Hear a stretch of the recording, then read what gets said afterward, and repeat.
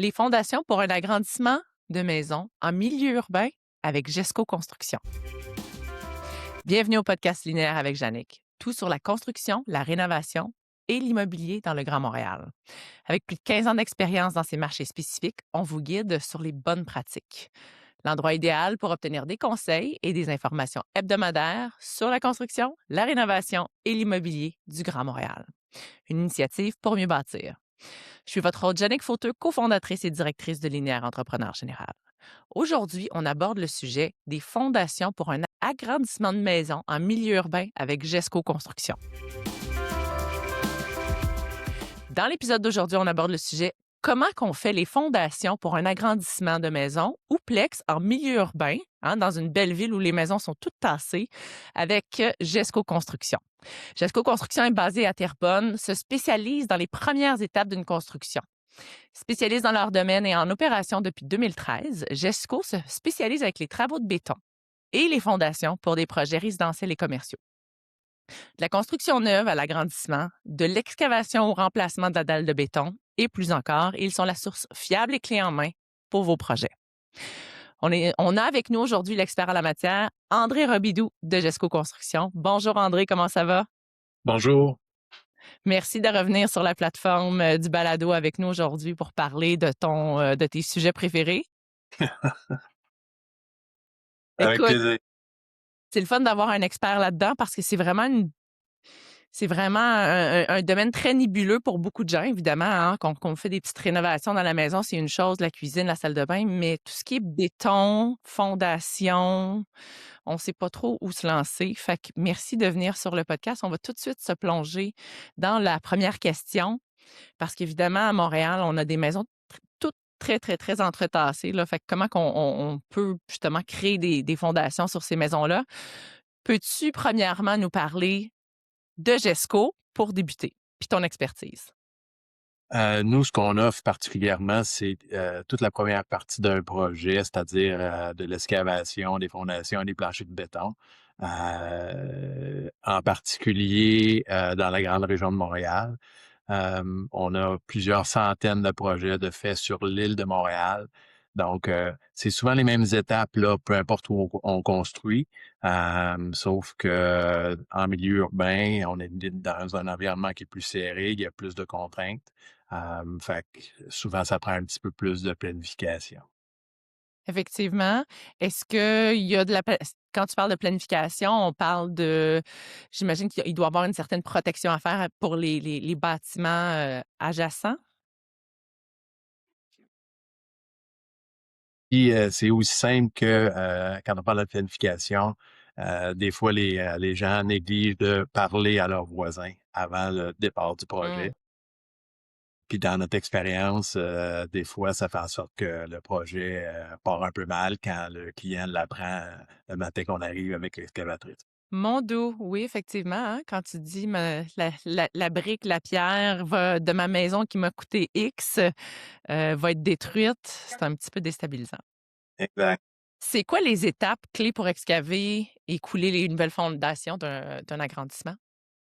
C'est les mêmes étapes qu'une construction neuve, en fait. Ce qui est particulier en milieu urbain, puis je vais y faire référence plusieurs fois aujourd'hui, c'est que il y a des étapes qui doivent se faire avant qu'on commence. Ces étapes-là sont très importantes parce qu'ils ont un impact par la suite. Puis le premier élément, puis je le répète à tout le monde, à mes meilleurs amis, puis aux gens de ma famille, c'est d'avoir un bon plan.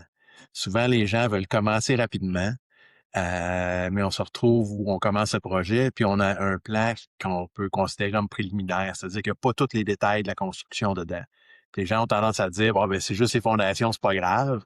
Mais oui, c'est grave. Euh, parce que Il y a beaucoup plus de il y a poids qui est là-dessus, hein? ouais, c'est ça. Ben, plus il y a de l'incertitude dans un plan, plus il y a possibilité qu'il y ait des erreurs, puis plus il y a possibilité qu'il y ait des coûts additionnels. Parce que l'entrepreneur, dans sa position, va dire, ben moi, j'ai soumissionné ou j'ai fait un estimé comme le plan, mais la réalité n'est pas comme ça. Euh, Fait que j'insiste, là, mais le plan, c'est une partie la plus importante, puis ça s'applique également à tous les autres corps de métier qui sont impliqués dans le projet. Qu'on pense aux plombiers, à l'électricien, etc. Si les choses sont pas bien définies sur un plan, mais ça rajoute des délais, ça rajoute sûrement des coûts. Donc, étape la plus importante, le plan le plus final possible. Puis, ce qui va être des imprévus, ce sera vraiment des imprévus, des choses qu'on ne pouvait pas savoir d'avance. Mais tout ce qu'on sait d'avance, ça devrait se refléter sur le plan. Ce plan-là, il est fait par qui, André? Moi, je discrimine pas. En ce qui concerne les fondations, souvent, on a des plans d'architectes, d'ingénieurs ou de technologues, en autant que l'information est là. Puis, ce qui est important, c'est que la personne qui a fait les plans, dans un cas surtout d'agrandissement, on part pas en neuf, on part pas avec pas de contraintes. On a des contraintes, il y a une bâtisse existante, il faut s'y rattacher.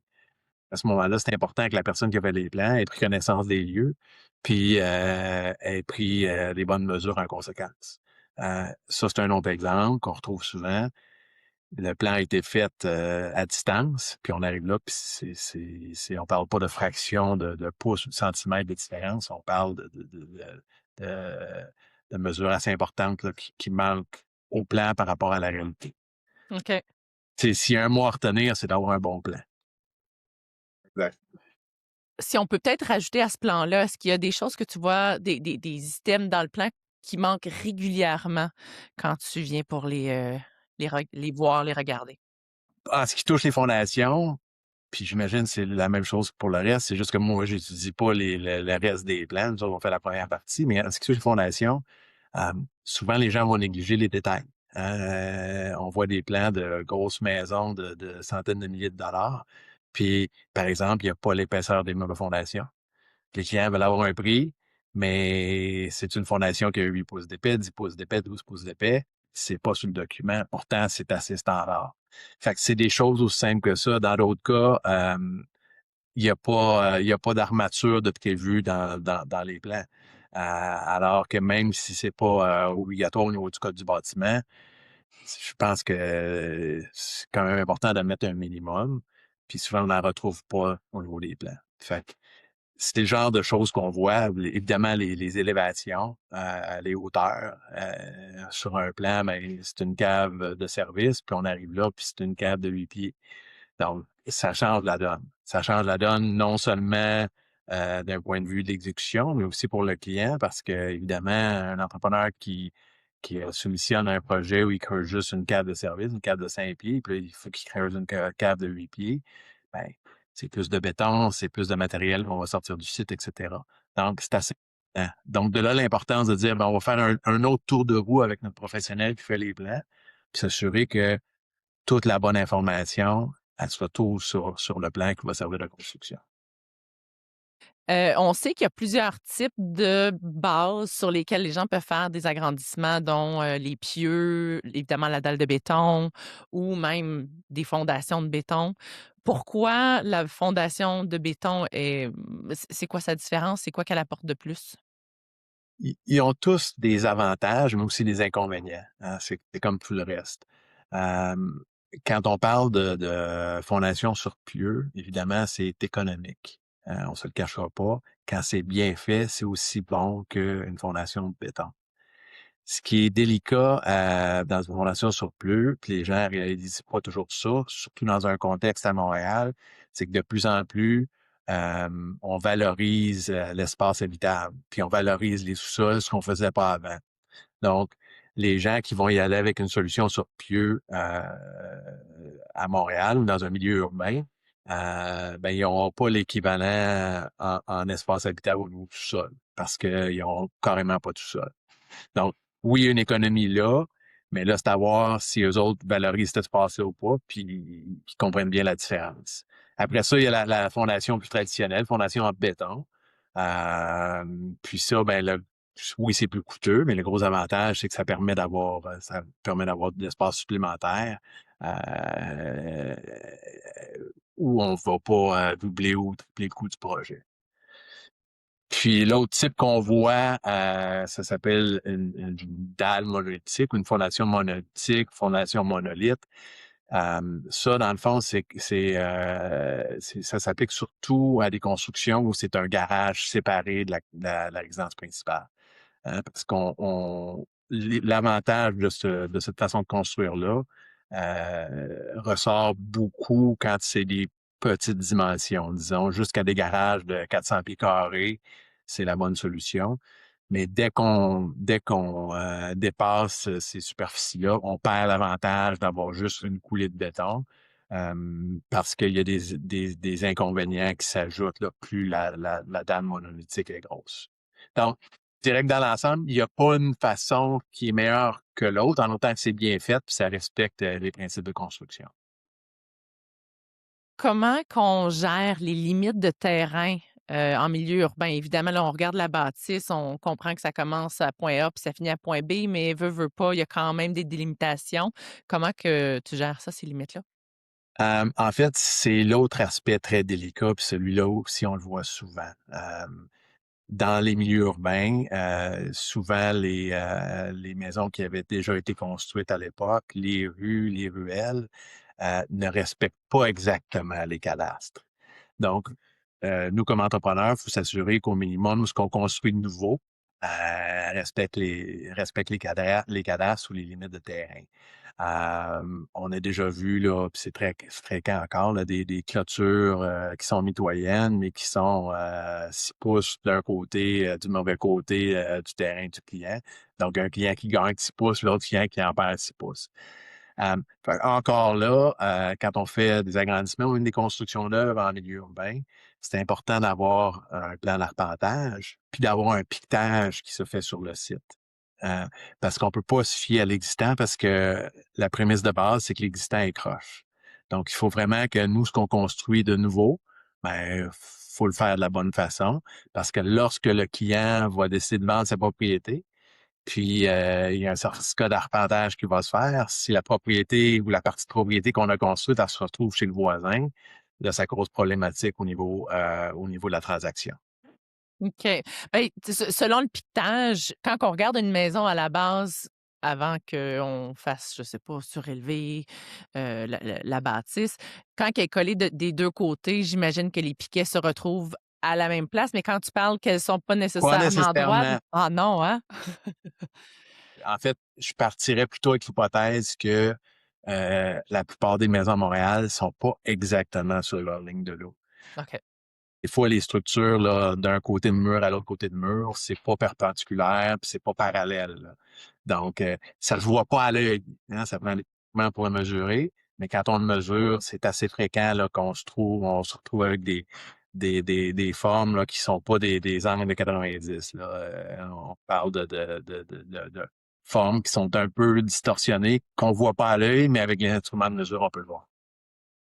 Je vais dévier un petit peu des questions qu'on avait parce que là, ce que je vois dans ma tête, parce que je t'ai vu régulièrement travailler avec les belles grosses machines, quand on a des endroits restreints, à quoi qu'on doit penser? Tu sais, quand tu vas venir chez nous, puis tu vas faire les travaux, puis que là, j'ai très peu d'espace d'accès, c'est comment tu gères les accès avec la machinerie que tu as?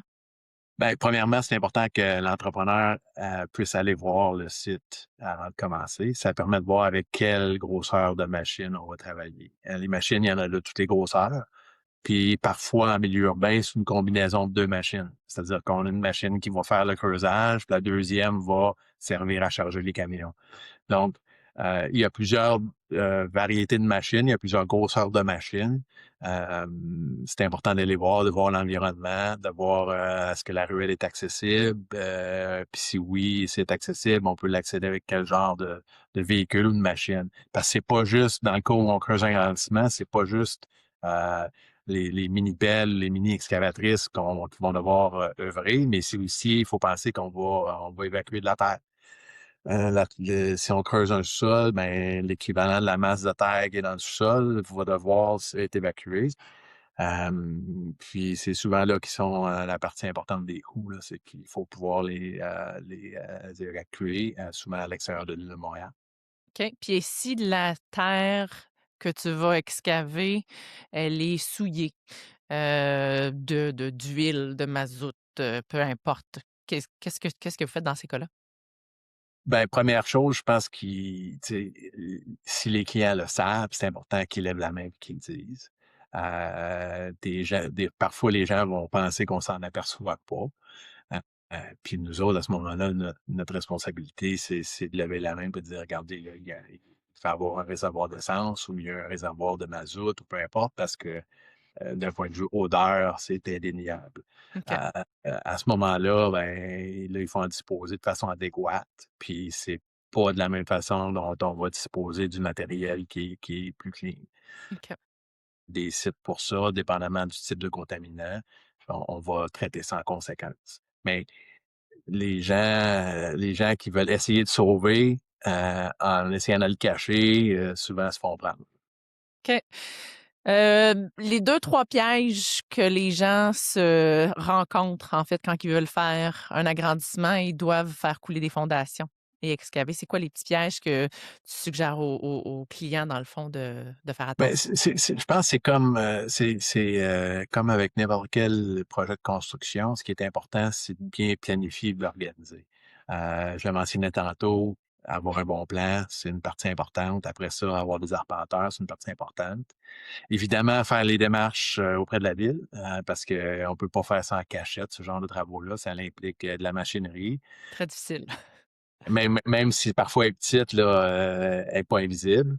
Euh, Après ça, les gens, faut qu'ils s'attendent à des délais du point de vue de leur municipalité ou de leurs arrondissements. Euh, Même chose, souvent les gens sont très, très optimistes, mais ça s'aperçoit rapidement là, que ces projets-là, ben, ça se planifie souvent sur plus qu'un an. Puis ils doivent malheureusement là, faire toutes les démarches auprès de la ville pour que ça puisse avancer de la bonne façon. Puis l'autre point en milieu urbain qui est important, puis je le mentionnais tantôt, c'est les accès. Hein. C'est pas comme un gros terrain vacant au nord de Montréal ou ça arrive sud. On a besoin de pouvoir circuler avec la machinerie, les bétonnières, etc.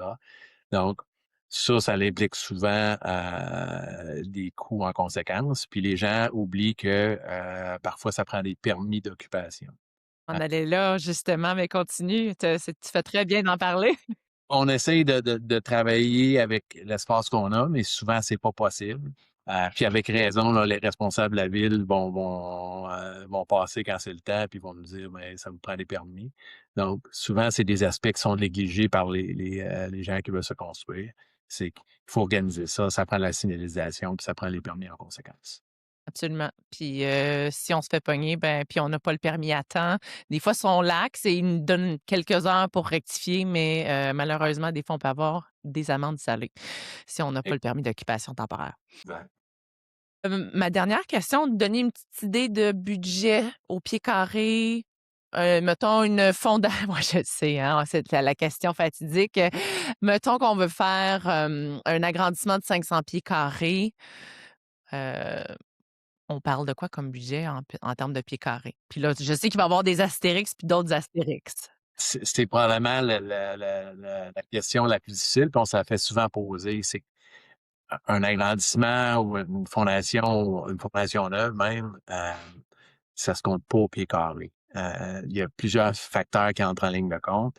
C'est un peu si tu me posais la question comment ça coûte une voiture. Mais je vais dire, qu'est-ce que tu as besoin comme voiture? C'est-tu 2 portes, 4 portes? Quel genre de moteur?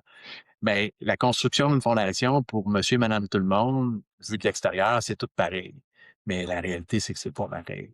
Puis il y a des choses importantes qui peuvent faire varier le coût du simple au double. On parle, par exemple, juste de si on laisse le matériel sur place parce qu'il y a de la place pour l'étendre ou s'il faut l'évacuer à l'extérieur de l'île de Montréal, ben, c'est un coût important. Fait, fait que ça rentre pas dans un calcul de pied carré. L'armature, je l'ai mentionné tantôt. On met un minimum d'armature ou on met de l'armature comme un pont. Ben ça, on va le savoir quand on va avoir le plan. Puis malheureusement, d'un plan à l'autre, ça varie beaucoup.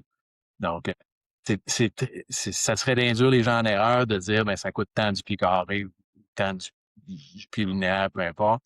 Il y a plusieurs facteurs qui rentrent en ligne de compte. Puis c'est très difficile de s'avancer sur un prix particulier. Mais le meilleur conseil que je peux donner aux gens, c'est faites appel à un entrepreneur, demandez-lui de venir voir la place. Puis également, si vous êtes vraiment sérieux dans votre démarche, ben, ça prend au minimum un ébauche de plan.